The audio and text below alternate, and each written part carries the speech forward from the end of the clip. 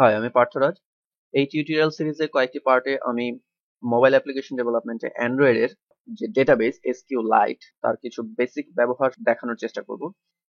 তো যারা কখনই ডেটাবেস নিয়ে কাজ করেনি, আমি প্রথম পার্টে শুধুমাত্র ডেটাবেস কি এবং কিভাবে কাজ করতে হয় এবং এর স্ট্রাকচার গুলো দেখতে কিরকম হয় আমি একটু ভিজুয়ালাইজ করানোর চেষ্টা করব, এবং পরবর্তী পার্ট থেকে আমরা কোডিং এ ঢুকবো।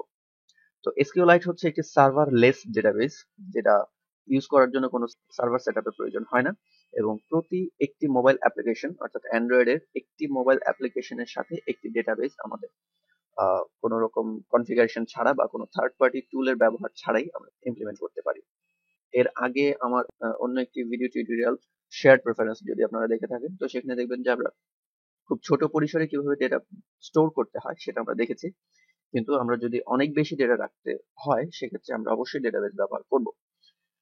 তো ডেটাবেসে যে স্ট্রাকচারে আমরা ডেটা গুলো রাখি তার একটি ধারণা দেওয়ার আমি চেষ্টা করছি। আমি একটি মাইক্রোসফট শিট ব্যবহার করছি বোঝানোর জন্য। তো আমরা একটি সিম্পল ফোন বুকের কথা চিন্তা করি, যে একটি ফোন বুক আমি তাহলে ডেটাবেসের নাম দিচ্ছি ফোন বুক, যার মধ্যে অনেকগুলো টেবিল থাকতে পারে যেটা কিনা ফোন বুকের সব ইনফরমেশনকে বহন করবে। তো প্রথমে একটি টেবিল হচ্ছে কন্ট্যাক্ট, যেখানে আমার সব কন্ট্যাক্ট লিস্ট আমি সেভ করতে পারছি।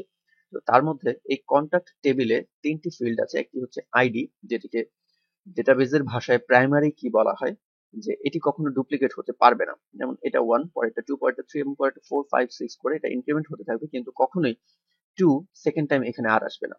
কিন্তু এখানে রহিম, করিম, হালিম যা কিছু দিয়েছে এমনও হতে পারে অন্য একজন রহিম পাওয়া গেল যেটা এখানে এন্ট্রি হচ্ছে। তো এক্ষেত্রে সে কোনো সমস্যা করবে না। এমনকি একই ফোন নাম্বার আমি হয়তো দুবার অ্যাড করতে চাচ্ছি, এক্ষেত্রেও সে সমস্যা করবে না। কিন্তু আমরা একটি ফিল্ড রাখবো যেটা কোন একটি নাম্বারকে ইউনিকলি আইডেন্টিফাই করার জন্য ব্যবহার করতে হবে। তো এখানে আমরা যেটা বুঝলাম যে ফোন বুক ডেটাবেসের মধ্যে কন্ট্যাক্ট হচ্ছে একটা টেবিল। এখন একইভাবে এই ফোন বুক ডেটাবেসের মধ্যে আরো একটি টেবিল আমার দরকার হতে পারে, যেখানে আমি কল লগ গুলোকে স্টোর করছি। এখানে আমি যে একটি এক্সাম্পল হিসেবে একটি টেবিল তৈরি করেছি স্ট্রাকচার, যেখানে ইউনিক আইডি, একইভাবে এটা যেরকম প্রাইমারি কি এটাও প্রাইমারি কি, যেটা ডুপ্লিকেট হতে দেব না কখনোই। এবং আমি এখানে নাম্বার স্টোর করছি, যে কোন নাম্বার থেকে কখন ফোন আসলো, এটা হচ্ছে টাইম, এবং ট্রিগারটা আমি ব্যবহার করেছি যে আসলে এটাকে ইনকামিং কল ছিল নাকি আউটগোয়িং কল ছিল নাকি মিস কল ছিল, এরকমও আমি এটা আপনার আপনি যখন ডেভেলপ করতে যাবেন পুরোপুরি আপনি সিদ্ধান্ত নেবেন আপনি আপনার ডেটাবেসকে কিভাবে মেইনটেইন করবেন। এখানে আরো একটি টেবিল আমি তৈরি করেছি যেটা ব্ল্যাক লিস্ট নাম দিয়েছি, যে আমি এই নাম্বারটিকে আমি চাচ্ছি যে সে ফোন ইনকামিং আউটগোয়িং সব বন্ধ থাকবে। তো আমি যে নাম্বারগুলো ফোনের ইনকামিং এবং আউটগোয়িং বন্ধ থাকবে এই নাম্বারগুলোকে স্টোর করে রাখতে হবে, যাতে আমি পরবর্তীতে যখন এই নাম্বারে ফোন দেওয়ার চেষ্টা হবে বা ফোন আসতে যাচ্ছে তখন আমি ডেটাবেসে এই ব্ল্যাক লিস্টে চেক করে বলতে পারি যে না, এখানে কল করার রেস্ট্রিকশন আছে।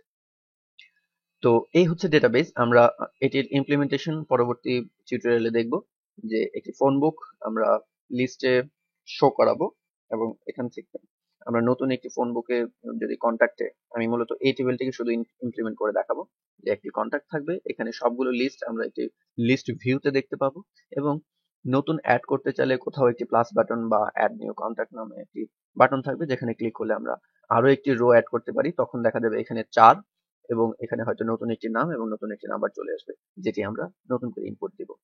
আবার আমরা যদি ডিলিটের অপারেশন চালাই তখন এমনও হতে পারে আমি মাঝখান থেকে কোনো একটি ফিল্ডকে ডিলিট করে দিতে চাই, সেক্ষেত্রে ডিলিটটা এভাবে ডিলিট হয়ে যাবে, আমার টেবিলটা ফাঁকা হয়ে যাবে। তো এই প্রসিডিউরটি আমি পরবর্তী টিউটোরিয়ালে ক্লিয়ার করছি।